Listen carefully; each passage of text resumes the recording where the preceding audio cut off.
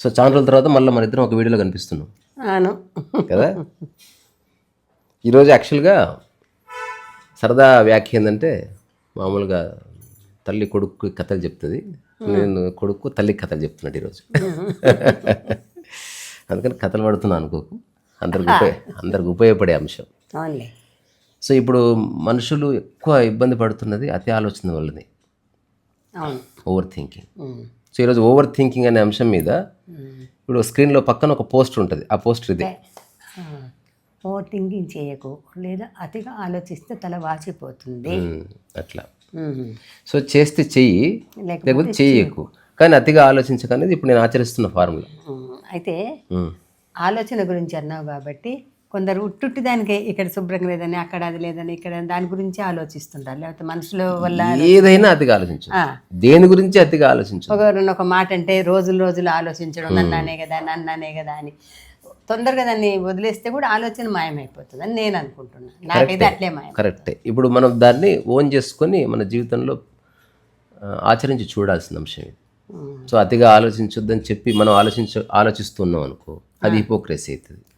ఇప్పుడు నేను వ్యక్తిగతంగా నేను ఎందుకు చెప్తున్నా అంటే, నిజంగా అతిగా ఆలోచించాను నేను. అంత పోయినా పర్వాలే అనుకుంటా ఒక టైంలో. ప్రశాంతంగా అతిగా ఆలోచిస్తే ప్రశాంతత పోతుంది, అతిగా ఆలోచిస్తే స్ట్రెస్ వస్తుంది. అతిగా ఆలోచించే వ్యక్తి మన పక్కనే ఉంటే కోపం వస్తుంది. నేను చెప్పినట్టు వినట్లేదు, నేను అనుకున్నట్టు ఉండట్లేదు. ఇట్లా ఇప్పుడు ఒక వస్తువే ఉంటుంది, ఒక పెన్ను అనుకో, లేదా తాళం చేయనుకో, లేకపోతే ఇంకేదైనా ఇంపార్టెంట్ ఫోన్ ఎక్కడో పెట్టి మర్చిపోతాం. కానీ ఇంట్లోంచి ఎక్కడ పోగా అది ఎక్కడో ఉండదు. లేకపోతే ఒక ఊరికి పోయొచ్చు, ఒక దగ్గర ఉండడమో తాళ ఏదైనా. అసలు ఊరికి పోయొచ్చినా నేను ఏం చేశాను, ఎక్కడ ఏం తీశాను, ఎక్కడ పెట్టాను అని ముందు కొంచెం కూర్చొని 2 నిమిషాలు ఆలోచిస్తే వెతికినంతసేపు గంట సేపు వెతికినా వస్తువు దొరకదు. అందుకని ఇప్పుడు నాకెవరో చాలా ఏళ్ళ క్రితం చెప్పిన మాట ఏంటంటే, నిజమైన ఆభరణం బంగారం కాదయ్యా, ప్రసన్నత. అంటే హాయిగా ప్లెజెంట్గా ఉండడము నిజమైన. ఇప్పుడు ముక్కుకు ముక్కెర, నడుముకు వడ్డాణం పెట్టుకున్నావు కానీ నువ్వు ప్రసన్నంగా లేవనుకో, సో ఆభరణానికి ఉన్న విలువ కూడా పోతుంది. అప్పుడు ఏదో కుక్కానికి తగిలించినట్టు ఉంటుంది. అట్లా కాకుండా నువ్వు పీస్ఫుల్గా ఉండు. ఇప్పుడు బుద్ధుడు అంటే ఎవరు? నిరంతరం ప్రసన్నంగా ఉన్నవాడు. రమణ మహర్షి అంటే నిరంతరం హాయిగా ఉన్నవాడు. సమస్యలు ఉంటాయి, కొన్ని మనం సాల్వ్ చేయలేము. అందుకని సాల్వ్ చేయలేనని తెలుసుకొని ప్రశాంతంగా ఉండు. సాల్వ్ చేయగలిగే ఉంటాయి, చేయగలవు కాబట్టి ప్రశాంతంగా ఉండు. కొన్ని సాల్వ్ చేయనేలేని ఉంటాయి, సాల్వ్ కాదు కాబట్టి ప్రశాంతంగా ఉండు. అంతే. చాలా ఎంతో నగలు, బహుమతి, కోట్ల ఆస్తులు, ఆభరణాలు ఎన్ని పెట్టుకున్నా, పట్టు చీరలు కట్టుకున్నా ముఖాన చిరునవ్వు లేకపోతే ఆభరణాలు. అందుకని ఇది ఎవరి కోసమో కాదు, ఎవరికి వాళ్ళు, ఇది వయసుకు సంబంధించిన విషయం కూడా కాదు. కాస్త మనసు వచ్చిన తర్వాత ఈ ఇంటర్మీడియట్ స్టేజ్లో అలజడి స్టార్ట్ అవుతుంది. ఆ తర్వాత ఎప్పుడైనా ఈ స్పృహ కలిగితే మంచిది. సో ఈరోజు ఒక 2-3 కథలు నేను ఊరికి చెప్తాను, నువ్వు ఎంజాయ్ చేయి. కథ అయిన తర్వాత నువ్వు ఏదైనా చెప్పు దాని గురించి. ఒక చిన్న కథ ఏంటంటే, నాకు బాగా నచ్చిన కథ ఓషో చెప్పింది. రైల్వే స్టేషన్లో ఒక పెద్ద ఆయన ఉంటాడు, పక్కన ఒక యువకుడు ఉంటాడు. ఆ యువకుడు అడుగుతాడు, సార్ టైం ఎంత అయిందని అడుగుతాడు. దీనికి మామూలుగా ఎవరైనా ఏం చేయాలి, టైం ఎంతో చెప్పాలి. కానీ ఈ వ్యక్తి టైం చెప్పాడు. సార్ టైం అడిగితే చెప్పరేంటి అంటే, కొంచెం దూరం వెళ్ళి నిలబడతాడు. అప్పుడు ఆ యువకుడు మళ్ళీ దగ్గరకు వచ్చి, సార్ టైం అడిగితే చెప్పొచ్చు కదా అంటాడు. అప్పుడు అంటాడు, చూడు బాబు, చెప్పకపోవడానికి ఒక కారణం ఉంది నాకు. ఏంటి ఆ కారణం అంటే, నేను టైం చెప్తాను, ఆ తర్వాత నువ్వు థ్యాంక్స్ చెప్తావు, తర్వాత నో మెన్షన్ బాబు అంటాడు. ట్రైన్ రావడానికి 1 గంట పడుతుంది. అప్పుడు నువ్వేం చేస్తావు, ఇలాగ టైం చెప్పాను కాబట్టి మాట కలుపుతావు. కలిపిన తర్వాత ఏ ఊర్లో ఉంటారు సార్ అంటావు. నేను ఇక్కడ అమీర్పేటలో ఉంటాను అంటాను. అమీర్పేటలో ఎక్కడ అని అడుగుతావు. ఇక్కడ గ్రీన్ స్టార్ హోటల్ పక్కన అని చెప్తాను. అరే మేము కూడా అక్కడికి వస్తుంటాం సార్, నేను వారం. అవునా బాబు, సార్ వచ్చే ఇంటికి అంట. నేను ఇంటికి వస్తావు, నాకేమో పెళ్ళిగాని ఒక అమ్మాయి ఉంది. సో ఇప్పుడు నువ్వు మా ఇంటికి వచ్చిన తర్వాత మా అమ్మాయితో ఫ్రెండ్షిప్ అవుతుంది. ఫ్రెండ్షిప్ అయిన తర్వాత లవ్ అయ్యే అవకాశం ఉంది. సో లవ్కి నేను అగెనెస్ట్ కాదు, కానీ తీరా మా అమ్మాయినితో ప్రేమలో పడి నేను వీడినే పెళ్లి చేసుకుంటాడంటే, వాచ్ కూడా లేని వాడికి నేను ఎట్లా ఇస్తే చెప్పు మా అమ్మాయిని అన్నాడు. అంటే ఇది ఓవర్ థింక్. అంటే అసలు వాచ్ కూడా లేదు, వాచ్ టైం అడిగినందుకు ఈ టైం కింద ఇంత కథ అనుకున్నాడు తన మైండ్లో. అట్లా ఇది నేను ఫస్ట్ ఓషో చెప్పినప్పుడు, గాంధీనగర్ 2వ వీధి నెంబర్ సినిమా ఉంది, అందులో కూడా ఇప్పుడు చిన్న కథ ఉంది. అవునా? సో ఓవర్ థింకింగ్ అనేది నాట్ గుడ్ అని చెప్పడానికి ఓషో కానీ, కృష్ణమూర్తి కానీ, రమణ మహర్షి వాళ్ళు ఎన్నో కథలు చెప్పారు. ఎందుకంటే, అరే బాబు నువ్వు సరి చేయలేవురా అన్నిటినీ, అంటే వాళ్ళు ఎందుకు చెప్పారంటే కథలు ఈ మానవుడు సామాన్యంగా వినడు, ఒక కథా రూపంలోనో ఒక పాట రూపంలోనో చెప్తే వీళ్ళకి కాస్త ఈజీగా అర్థమవుతుంది. ఆ ఇంట్రెస్ట్ కలిగి దానిపైన మనసు పెడతారు అన్న అభిప్రాయంతో కూడా చెప్పిండొచ్చు వాళ్ళు. తర్వాత బుద్ధుడి గురించి, బుద్ధుడు చెప్పిన కథ ఒకటి చాలా ఫేమస్. చెప్పు. సో ఒక వ్యక్తి అడవిలో నడుస్తుంటే ఒక విషపూరితమైన బాణం గుచ్చుకుందంట. ఎవడు వేశాడు, జింకకో దేనికో, ఎవరికి గుచ్చుకుంది? ఒక మనిషికి టక్కున వచ్చి తగిలింది. ఆడెవడు జింకకేస్తే వీడికి దాకింది. ఓకే. ఇప్పుడు వీడు ఏం చేయాలి? వెంటనే దాన్ని తీసేసి మందు పెట్టుకోవాలి, అంతే, ఎవడైనా చేయదగ్గది. కానీ వాడు ఏం ఆలోచనంట, ఎవరో తీయడానికి వస్తే ఆగండి ముందు ఆ బాణం ఎవరో వేశారో తెలియాలి నాకు అన్నాడు. తెలియదు బాబండి, తెలుసుకోవాలి, నేను అట్లా కాదు, ఎట్టెట్లా వేస్తాడు, లోపల మెల్లగా విషయం పారుతుంది. ఇప్పుడు వాడు కులం ఏంది, వాడి మతం ఏంది, అసలు ఆ ఊరోడు మన మీద వేయడం ఏంది, అసలు వాడు ఏ ఉద్దేశంతో వేసాడు, ఇవన్నీ తెలుసుకోకుండా అని చెప్తే చచ్చిపోయాడు వాడు. ఫస్ట్ నువ్వు బాణం తీసేసుకో, ముందు నీ బాధను తగ్గించు. ఉదాహరణకి ఒక అమ్మాయి అబ్బాయితో ప్రేమ పడితే ఫస్ట్ ప్రేమ గురించి ఆలోచించారు, ఏ కులము. ఇప్పుడు బాణం గుచ్చుకున్నది ఎక్కడి నుంచో పడింది అని నీ మాటల ద్వారా తెలిసి, తర్వాత నలుగురు చూశారు, దాని ఈ లోపల తీయించడమో అంటే ఓవర్ థింకింగ్ వల్ల సమస్య అది. అట్లా ఓవర్ థింకింగ్ వల్ల అట్లా ప్రాబ్లం వస్తుంది. అతిగా ఆలోచన. ఒక హస్బెండ్ చెప్పాడంట, నేను ఊరు వెళ్తున్నా, ఇది మన కొత్త ఏరియాలో ఇల్లు కట్టుకున్నాము, దొంగలు ఉంటారు, కేర్ఫుల్ అని చెప్పాడు. అంతే, కేర్ఫుల్గా ఉంటే అయిపోతుంది. ఇప్పుడు హస్బెండ్ పోయినవాడు ఏదో కారణం చేత ట్రైన్ క్యాన్సిల్ అయ్యి ఇంటికి వచ్చాడు, 10:30 అయింది, తలుపు కొట్టాడు, తీయబోయి భయం అయింది. సో ఇప్పుడు అడిగితే నేను ఆడ అని తెలిస్తే ఎదుటి వ్యక్తి ఏమనుకుంటాడని మాట్లాడలే, కానీ అతను తలుపు కొడుతున్నాడు, తలుపుది అని గుర్తుపట్టలే ఆ తలుపు సౌండ్ గట్టి ఇటు. ఎదుటి వ్యక్తి గట్టిగా కొడుతున్నాడు కాబట్టి వాడు యువకుడే అయింటాడు అని ఫస్ట్ ఒక సలాకి తెచ్చిందంట. మళ్ళీ కొడుతుంటే రాడ్ తీసుకొచ్చిందంట, ఇంకా కొడుతుంటే ఓ చాకు తీసుకొచ్చిందంట. ఎందుకు? ఒకవేళ అతను తలుపు బద్దలు కొట్టుకొని వస్తే దాడి చేయాలి, ఏదేమైనా తీయాలని చెప్పి చివరికి అతను తలుపు కట్టి కొడితే తలుపు ఊసిపోయింది. కోపం వచ్చింది అతను కూడా, భార్య లోపట ఉండని పెట్టి ఒక రాడ్ పెట్టి కొట్టబోయి ఆగితే ఏమైంది అంటే, మీరు చెప్పిందే, నువ్వు జాగ్రత్తగా ఉండమన్నా కానీ ఇంత భయంలో నువ్వు ఇరుక్కుపోతే ఎట్లా. సో కథ ఎవరు చెప్పినా దాని సారాంశం ఒకటే, తేలికైన పరిభాషలో. ఇప్పుడు బియ్యం కింద పోయినాయి, ఎత్తు అయిపోయింది అక్కడితో, అంతేగాని కావాలని ఫస్ట్ ఏదైనా ఆలోచించాలి మనిషి. ఎవరైనా ఏదైనా చేస్తే కావాలని చేశాడా, లేకపోతే అనుకోకుండా జరిగిందా. అనుకోకుండా జరిగితే ఎవరిని ఏమనడానికి లేదు, కంపెన్సేషన్ చేసుకో. ఇప్పుడు వస్తువు కింద పోయింది, అనుకోకుండా వేశారు కానీ వస్తువు పడింది కదమ్మా, దాన్ని డబ్బు ఏదో కట్టు అని చెప్తే అయిపోతుంది. వాడి దగ్గర లేకపోతే నువ్వేం చేయలేవు. కావాలని చేశాడు అనుకో, కావాలని చేశాడు కాబట్టి ఆ వ్యక్తిని వదిలే, ఇంకా దూరం పెట్టు. ఎందుకంటే వాడు కావాలని మనల్ని గాయపరిచేవాడు ఎప్పటికైనా ప్రమాదమే. అందుకని మనం కానీ ఇండ్లలో కానీ ఆఫీసులో కానీ రోడ్డు మీద కానీ యాక్సిడెంటల్గా అంటే అనుకోకుండా జరిగే వాటికి కూడా చేసి వాడు ఎప్పుడు ఇంటికి వచ్చి వస్తువు యాదృచ్ఛికంగా అనొచ్చు, యాదృచ్ఛికంగా వేరు. అంటే అది యాక్సిడెంట్ కాదు. ఇప్పుడు సినిమా స్టార్ నీకు ఇష్టం, ఎవరో చిరంజీవి, కానీ చూడడం కష్టం అనుకున్నావు, ఒకసారి నువ్వు రెస్టారెంట్ పోతే పక్కన తింటున్నాడు, అది యాదృచ్ఛికం. అంటే ఇక్కడేమో యాక్సిడెంట్ అంటే తగలడము, లేకపోతే గాయం కావడము, నీ ఛాయ్ కింద పోవడము, లేకపోతే నీ అద్దాలు పొరపాటు వల్ల అప్పుడు మనకు కోపం వస్తుంది. ఇమ్మీడియట్గా ఏం చేస్తున్నారు, లెక్చర్స్ దంచుతున్నారు. ఇంకా రోడ్డు మీద కూడా అనుకోకుండా 2 కార్లు గుద్దుకున్న, లైట్ గీసుకుపోయాయి.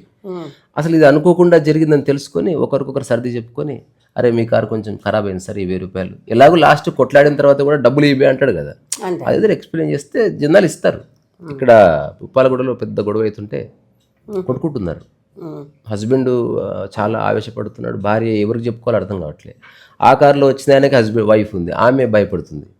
నేను అక్కడి నుంచి పోతున్నా, ఏదో పెరుగు గిరుగు తీసుకురావడానికి 1 month క్రితం పోతుంటే నేను అక్కడ ఆపితే, అన్నా నువ్వన్నా చెప్పు, అసలు ఆగట్లేదు, వీళ్ళు తలల బల్ల కొట్టుకుంటారేమో. ఏమైందంటే కాళ్ళు కొంచెం గీసుకుపోయినాయి. నేను ఇద్దరి దగ్గరికి వెళ్ళి ఏమీ చెప్పకుండా నిలబడ్డట్లు. ఇక్కడ అందరు చెప్తున్నారు, ఇంటలేరు వాళ్ళు. ఏంది ఏం చెప్పకుండా నిలబడ్డావు అన్నాడు ఆయన.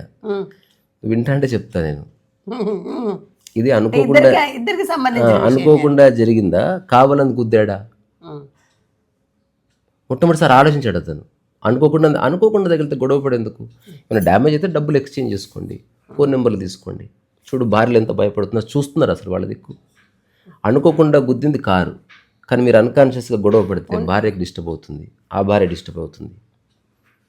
సో అందుకని మరి ఇంటికి వెళ్తే మళ్ళీ ఆ థాట్ ప్రాసెస్ ఉంటుంది. వాడేదో అనుకోకుండా కోపంలో నువ్వేదో అంటే వాడేదో బూత్ అన్నాడు అనుకో, ఈ యాక్సిడెంట్ పక్కకు జరిగి బూత్ ప్రైమరీ అవుతుంది.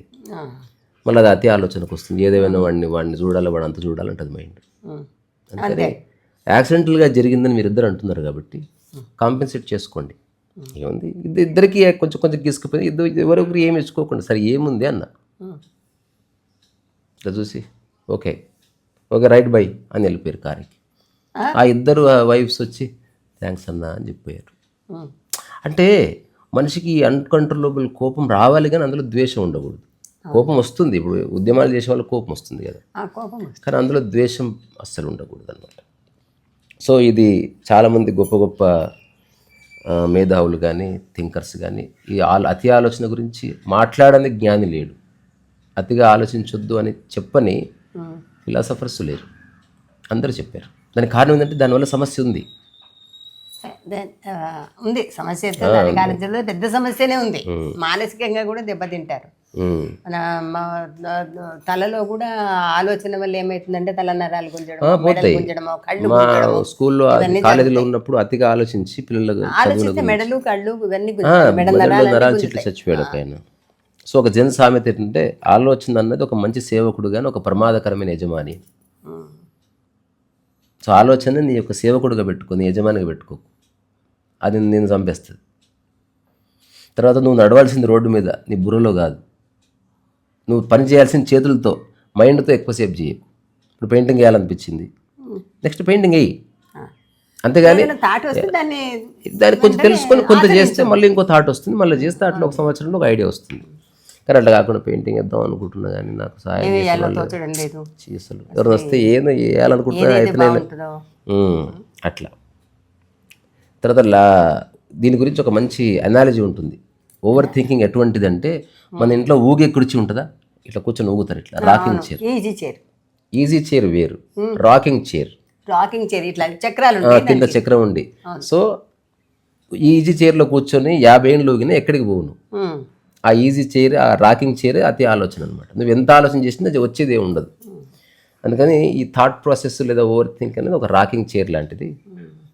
అది నేను రాకుతుంది, నీకు సుఖం ఉండదు. సరే, వీళ్ళందరూ యది భూష గారు అన్న వీళ్ళందరూ అతిగా ఆలోచించదని చాలా మంది చెప్పారు, కరెక్టే. కానీ ఒక మహర్షి కోపం గురించి చెప్తున్నాడు ప్రజలకు అందరికీ. అందరూ జమయ్యారు, అతను వచ్చారు, మహర్షి వచ్చారనో, సాధు అనొచ్చు, లేకపోతే ఏమనొచ్చు ఆయనని, ఒక యోగి ఎట్లనే నేను. ఆయన వచ్చి కోపం గురించి చెప్తున్నాడు. 3 రోజులు చెప్పిండు కోపం గురించి. మనిషికి కోపాన్ని మనిషిని నశింపజేస్తుంది, అలా చేస్తుంది. కోపం చాలా తీవ్రమైనది, కుటుంబాలు పాడైపోతాయి, ఆస్తులు నష్టమవుతాయి, కోపం వల్ల ఎన్నో అనర్థాలు జరుగుతాయి, ఇవి అవన్నీ చెప్తున్నాడు. ఒక గొర్రె కాచుకునేటోడు నిలబడి వింటూ ఉన్నాడు రోజు. వింటూ సరే ఈయన కోపం ఉందో లేదో ముందు నేను తెలుసుకోవాలి, సామాన్యమే కదా అని గురువుగారు అన్నాడంట. గురువు గారండి చెప్పు నాయన ఏంటో. మళ్ళీ గురువు ఏంటి గురువు అంటే ఏం గురువు ఏమిటి?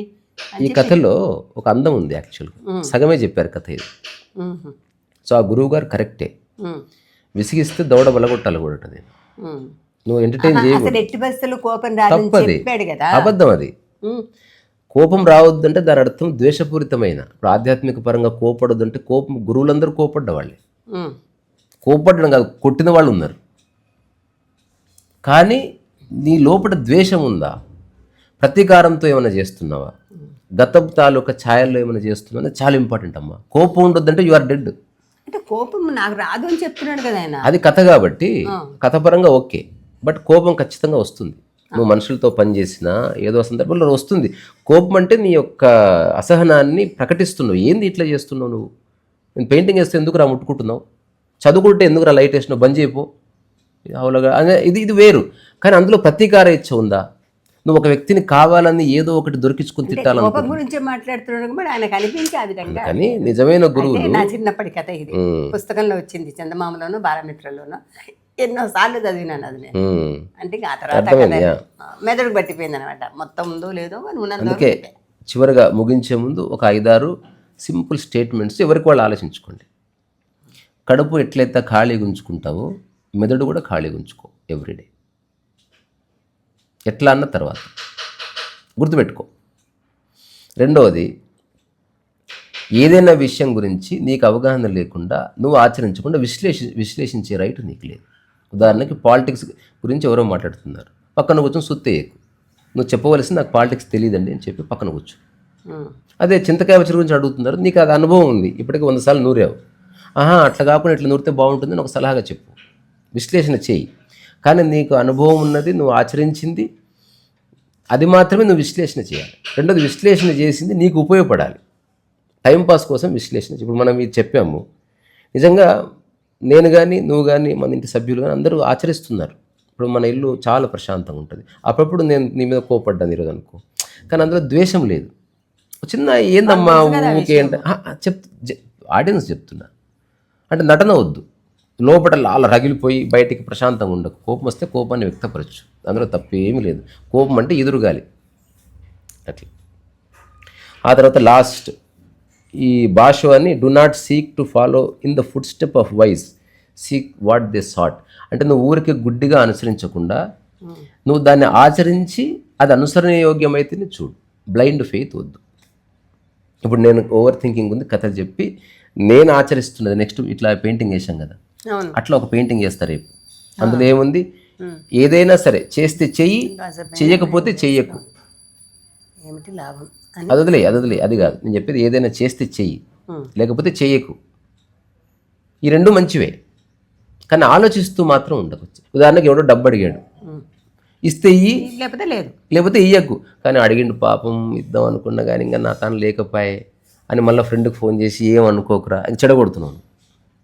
ఎవరన్నా భోజనం అడిగారు, పెడితే పెట్టు, కానీ పెట్టి బాధపడకు, పెట్టకుండా ఆలోచించకు. క్లియర్గా ఉండు. భోజనం విషయంలో మాత్రం ఏదైనా రెస్పెక్ట్ ఒకరికి ఇవ్వాలనిపిస్తే ఇయ్యి, లేకపోతే గమ్మున కూర్చో. డబ్బు కూడా ఆలోచిస్తే ఇద్దామని ఉంది కానీ వాడు మంచోడు కాదు, ఈ విశ్లేషణ అక్కర్లేదు. డబ్బు ఇచ్చి బడ కింద చేయబెట్టిన దానికంటే లేదు అని చెప్పాడు. సింపుల్గా ఏదైనా ఆలోచిస్తూ ఉండకు, తెగ్గొట్టే థాట్ని అనేది సారాంశం. సో ఈ అంశం గురించి రేపు ఆ పెయింటింగ్ తీసుకొస్తావా, చూపిస్తా. అట్లా ఈరోజు ఒక పెయింటింగ్ వేసినాం నేను ఆర్ట్ ఛానల్ కోసం. అది లూజే ఉంటుంది అది అట్లా. సో ఇంట్లో ఖాళీగా కూర్చోకుండా డూ సంథింగ్ అని చెప్పడానికి నేను ఏదో చేస్తున్నా. నేను ఈ యుగంలో ఈ ఎరాలో పుట్టడం అన్నది ఎందుకు అదృష్టం అనే దానికి ఇది ఎగ్జాంపుల్ అనమాట. అంటే నేను పెయింటింగ్ వేయచ్చు, నాకు రంగులు ఉన్నాయి, పెన్నులు ఉన్నాయి, ఫ్రేమింగ్ చేసేవాడు, గౌతమ బుద్ధుడు అట్లా ప్రశాంతత అనుకుంటే అమ్మాయి లేకపోతే అబ్బాయి లేకపోతే కౌబాయి ఏదైనా పర్వాలేదు. సో ఇప్పుడు నా అండర్స్టాండింగ్ రాస్తున్నాను అట్లా. నేను ఒక సిరీస్ చేస్తా. తర్వాత ఇప్పుడు మా అమ్మ కూడా పెయింటింగ్స్ ఈరోజు స్టార్ట్ చేస్తుంది మళ్ళీ త్వరలో. మా అమ్మది, నాది, చేతనది. తర్వాత మీలో కూడా ఎవరైనా జాయిన్ అయితే అవ్వచ్చు. ఒక ఎగ్జిబిషన్. ఇలా బాగుందా? చాలా బాగుంది. కలర్స్ నేను ముందేమనుకున్నా అంటే నాకు వచ్చినప్పుడు గౌతమ బుద్ధుడు బట్టలు మార్చుకున్నాడు. మా అమ్మకి కాసేమో తెలిపే ఉంటాయి ఆయనకి. పెయింటింగ్ వేరు. పెయింటింగ్ అంటే ఈ కలర్ వేసేసిందంటే కొత్తగా ట్రెండ్ తీసుకొస్తున్నాడు. నాకు అప్పుడు ఆ పెన్ను ఉంటే ఆ పెన్ను గీసిన. నీకు క్వశ్చన్ తెలుసా? ఒక రహస్యం బాగుంటుందిరా. ఒక రహస్యం అది ఓకే. నేను ఒక రహస్యం చెప్తా. పెయింటింగ్ నువ్వు కూడా మైండ్ పెట్టుకో. చెట్టు బొమ్మ వేసి గ్రీన్ వేయకు. గ్రీన్ ఉంటుందని మనుషులకు తెలుసు. నువ్వు బ్లాక్ వేసిన చెట్టును గుర్తిస్తారు. ఇక్కడ విషయం మనం వేసి ఒకరిని ఇంప్రెస్ చేయడం కాదు, నువ్వు ఎక్స్ప్లోర్ చేయడం. పెయింటింగ్ ఉన్నది మనం వేసి కొత్త ట్రై చేయి కొత్తగా. ఇప్పుడు ఆకాశం నల్లగా వేసి చెట్లు తెల్లగవి. ఇప్పుడు నేను ఒక 3 ఏళ్ళు అయిపోయింది, 4 ఏళ్ళు అవుతుంది దగ్గర వేయక.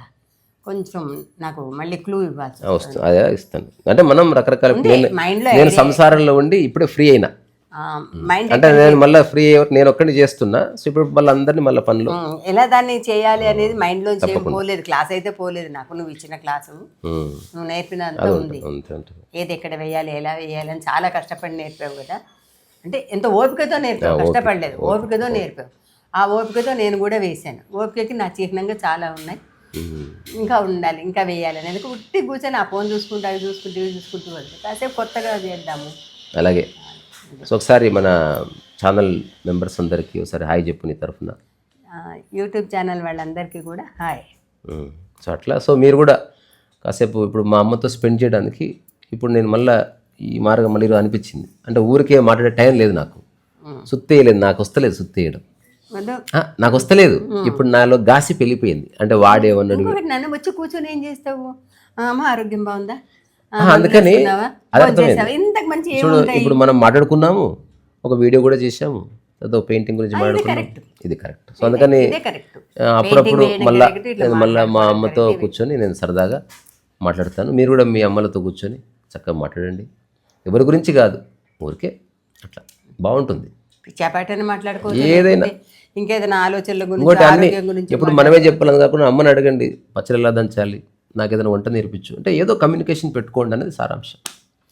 అట్లా ఎప్పుడు తప్పులు ఎంచుతూ నువ్వు రైటు నేను రైటు అట్లాగా అందరం రాంగే, మనం పుట్టడమే రాంగ్.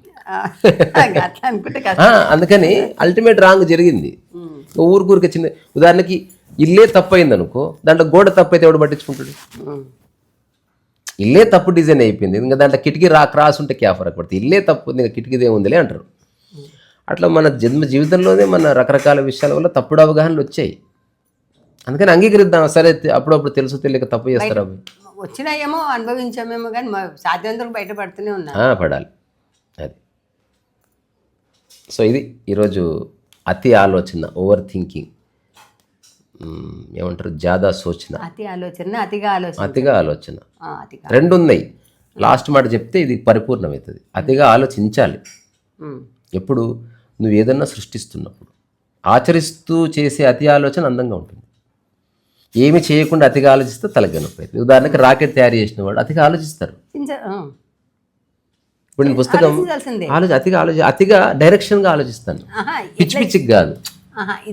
దానికోసమే అది అతిగా ఆలోచన లేదంటే నువ్వు చేసేది ఏమి ఉండదు, ఊరికి ఆలోచిస్తా కూర్చుంటారు అనమాట. అందుకని అతిగా ఎక్కువ ఆలోచిస్తే మెదడు వాచిపోతాను. పోస్టర్ నేనే చేసిన ఏ ద్వారా టెక్నాలజీ ఉంది. అందుకని మీరు ఆలోచించండి, చెప్పిన దాంట్లో ఏదన్నా విషయం ఉంటే తీసుకోండి, లేదా ఈ టాక్ ఎందుకు ఇట్లా చేశారు, దీనివల్ల ఏంటి లాభం అని అతిగా ఆలోచించొద్దు.